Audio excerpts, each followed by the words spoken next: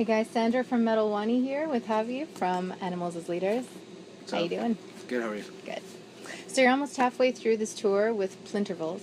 Right. How's it going so far? Awesome. The tour's been great. I think both, all the bands are getting, good reactions, so it's been really cool. Hanging out with those guys is always fun, so Yeah. it's good times.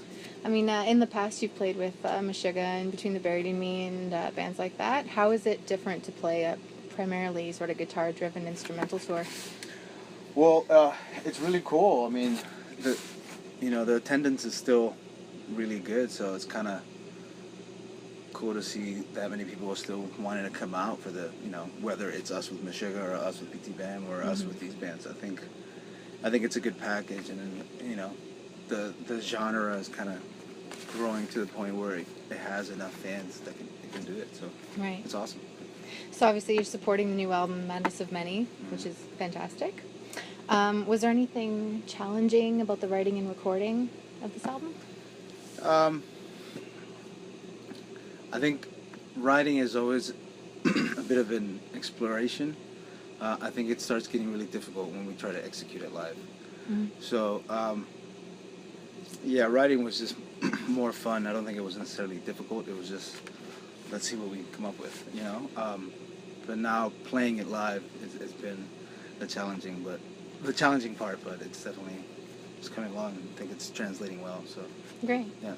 So obviously there's no lyrical themes to base anything off of, so where do you get your song titles? We'll try to have like a theme for the album, for the most part, but every now and then there'll just be catchy words that we like. We just like sneak in. For example, backpfeifen gesiegt. I did not know how to say that. Yeah, I think I'm saying it right. I'm not German, so I'm probably not saying 100% correct. But yeah, it means a face badly in need of a fist. So we just thought it was clever, and we were like, okay, well, this song has a lot of heavy, intense parts, and let's just name it that. So yeah, just whatever we think is clever, whatever we think matches the mood of the song, along with the theme for the most part that we have for the album. Cool. Yeah. So obviously your first album programmed drums. Correct. Weightless was Naveen, and now the last two have been Matt. What are the differences working with each one? I would say this with Weightless, we did everything with Naveen, but it was still with the same idea of like programming everything and just doing it that way.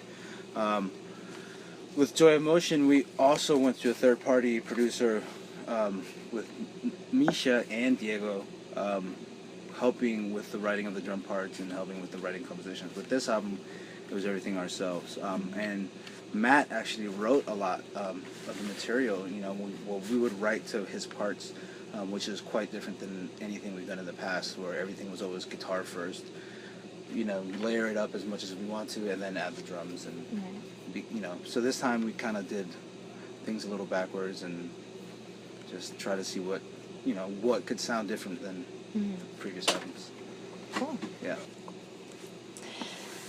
So let's talk about some of the side projects that you're working on.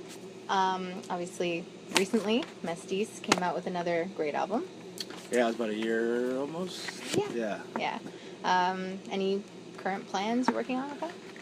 I haven't begun to write anything for it. I mean, I have some riffs here and there that I've had forever, but nothing in the works. I was working on The Last Animals for a good bit, between writing and mixing it.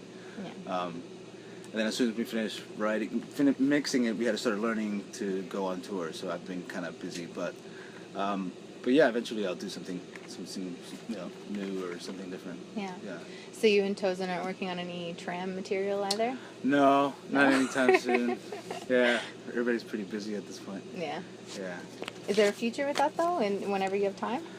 There's always talks about it, but maybe we'll see. Yeah. It was so random when it happened, so I kind of want it to be that again. Yeah. Otherwise, it's not quite as magical. Okay. Can you give us a rundown of your current tour gear? My current tour gear. Well, I have my signature guitar, and then I run through the Axe effects. So anything that the audience hears or what I hear in my monitors is all Axe effects. on stage, I'm also running a Rio amp and cab situation, but that's mainly for my comfort, just so that I have stage sound, so that people in front also can hear what the band sounds like versus just drums and then a little bit of PA. Mm-hmm. I'm mainly using that. I'm also using a third-party pedal, MXR submachine, in Braindance. It's the first time that I'm actually using not a piece of Axe Effects, and just that. I've set up also our in-ear monitor and whole thing rig that we're recording all our performances to maybe one day do some live concert stuff, see what happens. But yeah, I'm using Behringer X32 to record everything, Focusrite interface, and all the cables in the world. Yeah. Cool. Okay.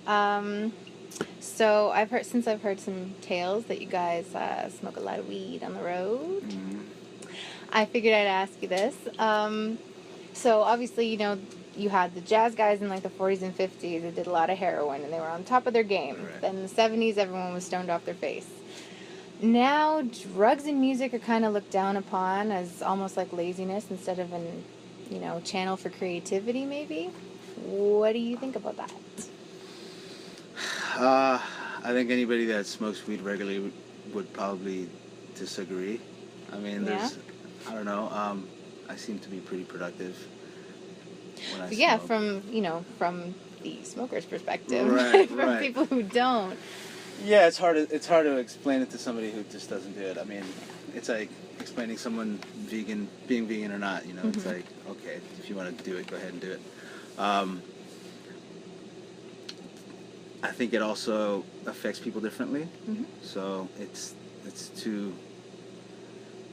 I don't know. You can't really just generalize it, in my opinion. Okay. Yeah. Fair enough.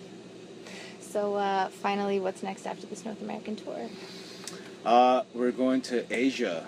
We're doing some China, some Japan, some Taiwan, and then Australia. Mm-hmm. And then hopefully another U.S. headliner sometime in the spring, I'm thinking. But it hasn't even been booked. But as of now, just the Australia and Asia. Yeah. Is there someone you'd like to play with? That we would like On to play tour? with? Yeah. Yeah. We always throw the idea of doing something with Tigran and Hamasyan. You should do that. I would always like to tour with Meshuggah. Bands like Slipknot or Dream Theater could be cool. Between the Buried and me again, those are the homies. So anytime I get to go tour with the homies, it's a good time. Awesome. Mm-hmm. Thanks for taking the time to talk to me. Right on. Thank you. Bye.